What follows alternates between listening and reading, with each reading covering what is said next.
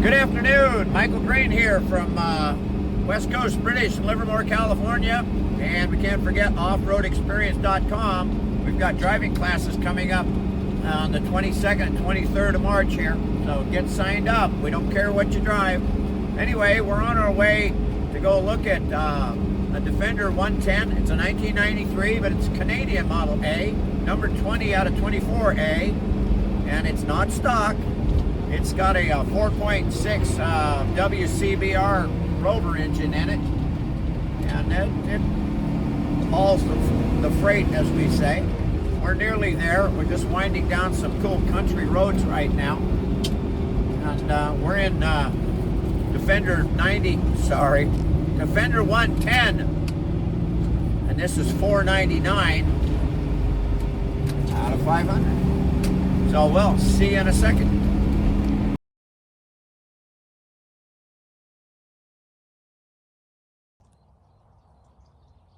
Good afternoon, Michael Green here from westcoastbritish.com in Livermore, California, and we're with a 1993 Defender 110 NAS, meaning North American Specification. As you can tell by the badge, it's different than most you see, because this is one of the original badges off the 1983 cars, where this was called a Land Rover 110. Get it? Now, that stayed that way until '89 when they changed the name to the Defender, only because of the Discovery.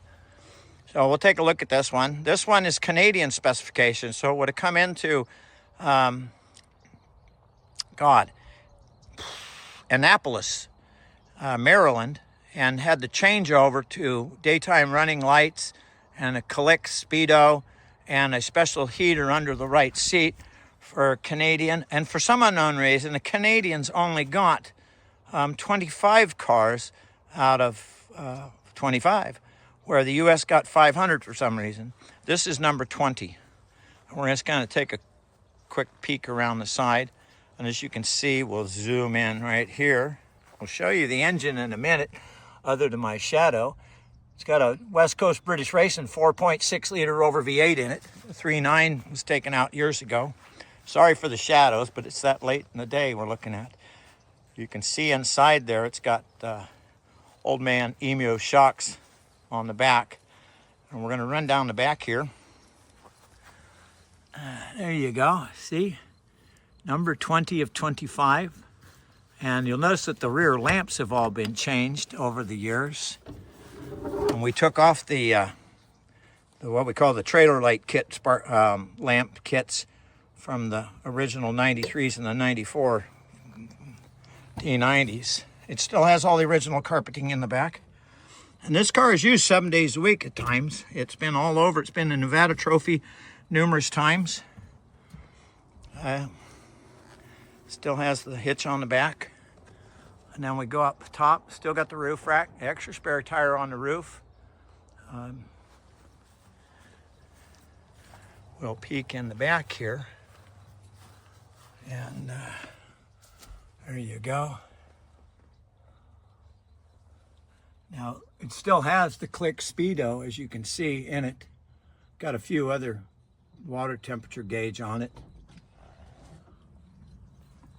And we'll zip around the other side here.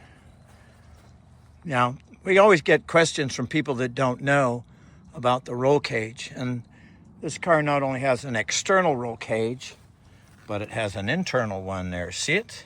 And goes up here. All right. And this was done for the sole reason to make it comply with future legislation by the American government for rollover standards. And there's a funny story in itself of when we tested the first car for rollover in this country. It was quite the giggle, actually. Okay, we'll zip along. We've got the hood open now.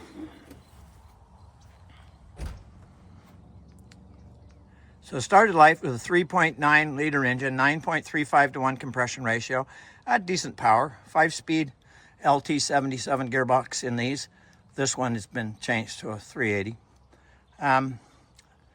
When the engine was getting tired, we had a spare 4.6 block at the time, so we stripped it down, overhauled it. It's got a ISKI cam in it and a few other cool parts. and it makes considerable more power than the 3.9. The best thing is the extra torque from the longer stroke engine. It's pretty cool. Underneath, it's got the original bumper with the original factory worn winch under the front. A little skid on there. Bellstein shocks all the way around. But you heard me say Old Man Emu earlier. You can see in there it's got different springs on it. And it's got caster angle adjusted front radius arms. But like the other ones we did in the past, to make these things handle, you can see it's got twin shocks. So the forward mounted ones in the original brackets are Bellsteins. And on the back end is an Old Man Emu. And this was done on purpose because if you have 4 Bellsteins, the dampening is so stiff on them, it gets a bit obnoxious. So the Emus are a lot less dampening and it gets for a nice ride. If you see the vent there hiding here, right by the seatbelt, point at it, that's the Canadian spec heaters, an extra heater underneath the passenger seat. And that's supposed to help. I guess it does. I know at one time in this car, was getting terrible and you had to disconnect it because it got so bad from the temperatures. So